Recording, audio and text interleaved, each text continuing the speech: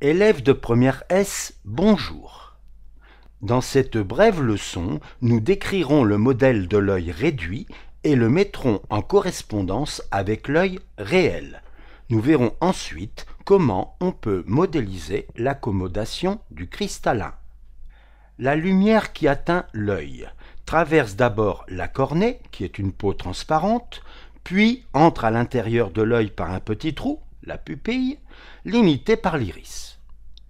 Elle traverse ensuite le cristallin, relié à de petits muscles dont nous verrons l'utilité plus tard, et atteint la rétine après avoir traversé un milieu gélatineux transparent, l'humeur vitrée. Le nerf optique transmet ensuite au cerveau les informations lumineuses reçues par la rétine. Modélisons l'œil réel pour définir ce qu'on appelle l'œil réduit. Le diaphragme modélise l'iris et la pupille. Les milieux transparents, dont la cornée et le cristallin, sont modélisés par une lentille convergente et la rétine par un écran situé à une distance petit d fixe de la lentille. On utilise ensuite l'œil réduit pour déterminer par exemple l'image d'un objet AB. Cette image A'B' se forme sur l'écran, ce qui impose la position du foyer principal image F'. Disons deux mots du diaphragme et de l'iris. Lorsque l'intensité lumineuse diminue, le diaphragme s'ouvre, la pupille s'agrandit. Lorsque l'intensité lumineuse augmente, la pupille devient plus petite. Ceci présente deux avantages. Nous ne sommes plus éblouis et l'image devient plus nette. Mais nous ne développerons pas davantage cet aspect qui n'est pas au programme de première S. Si la lentille était une lentille ordinaire, avec une distance focale au f' donnée, alors, pour un objet AB se rapprochant de l'œil, on observerait une image A'B' se déplaçant dans le même sens en grandissant et ne se formant plus sur l'écran, donc sur la rétine. L'image du point B ne serait plus un point sur la rétine, mais une zone lumineuse étendue. Ceci étant vérifié pour tous les points de l'objet AB, l'image observée serait floue. Pourtant, nous savons que les objets que nous regardons se rapprocher de nous restent vus nettement. En fait, la lentille, donc le cristallin, n'est pas une lentille ordinaire. Sa distance focale au f' diminue lorsque l'objet se rapproche de l'œil, de sorte que l'image A'B' reste toujours nette sur l'écran, donc sur la rétine. Ceci est possible grâce à la déformation du cristallin sous l'action des petits muscles dont nous avons parlé précédemment. Le cristallin prend une forme plus bombée lorsque l'objet se rapproche, du moins jusqu'à un certain point appelé punctum proximum, noté PP. Lorsque l'objet continue de se rapprocher, le cristallin qui est déformé au maximum ne peut plus diminuer sa distance focale et l'image qui se forme alors derrière la rétine devient floue.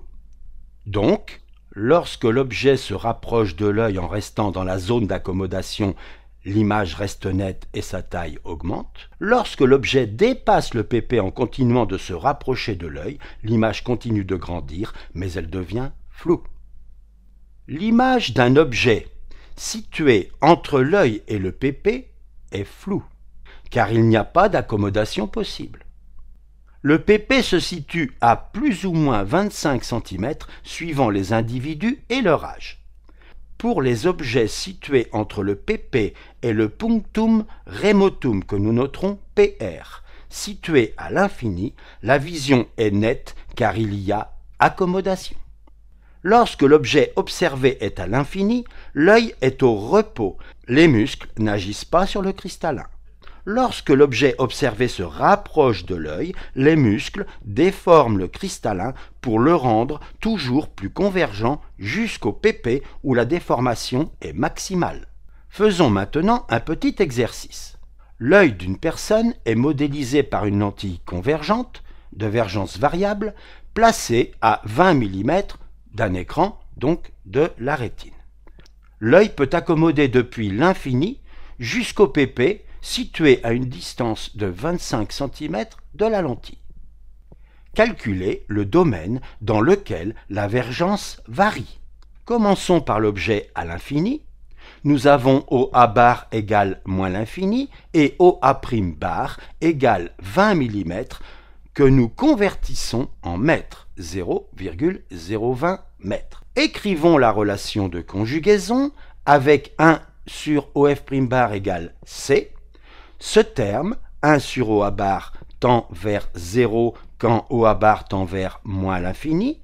Je peux donc le faire disparaître.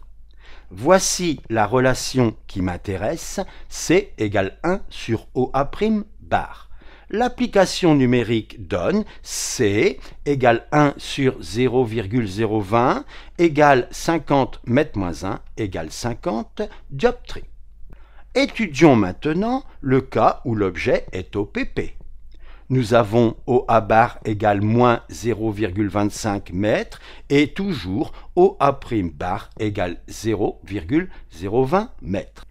Écrivons de nouveau la relation de conjugaison. Réduisons le premier membre au même dénominateur. Nous multiplions 1 sur OA' bar haut et bas par OA bar et 1 sur OA bar que nous multiplions haut et bas par OA' bar. Ce qui donne C égale OA bar moins OA' bar sur OA' bar multiplié par OA bar.